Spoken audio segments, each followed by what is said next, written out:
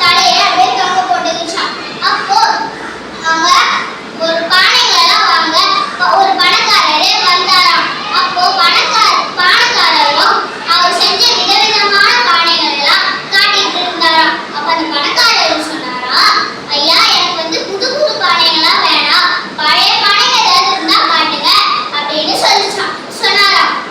அப்போ பானைக்காரர் சொன்னாராம், என்கிட்ட பழைய பானைகளா இல்ல, அதெல்லாம் வித்து போயிடுச்சு அப்படின்னு சொன்னாராம். அப்போ பானைக்காரர் சொன்னாராம், என்கிட்ட உபயோகப்படுத்தாத 3 பானைகள் தான் இருக்கு அப்படின்னு சொன்னாராம். அதுக்கு பணக்காரர் சொன்னாராம், சரி அந்த 3 பானைகள் எடுத்து வந்து காட்டுங்க, நான் வந்து புது பானைக்கான காசை பழைய பானைகளுக்கு கொடுத்துடுறேன் அப்படின்னு சொன்னாராம். அப்போ அவரும் பானைக்காரரும் அந்த 3 பானை காட்டினாராம்.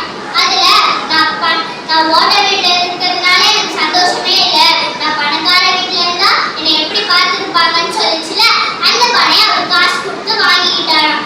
கொஞ்ச நாள்லே அது வாய்ப்பகுதி லேசா உடஞ்சு போயிடுச்சான். அப்போ அவர் பார்த்துட்டு சொன்னாராம், புது பணம் வாங்கினாலும் உடஞ்சு போயிடுச்சு, பழைய பணம் வாங்கினாலும் உடஞ்சு போகாம இருக்குன்னு பார்த்தா அதுவுமே உடஞ்சு போயிடுச்சு அப்படின்னு சொன்னாராம்.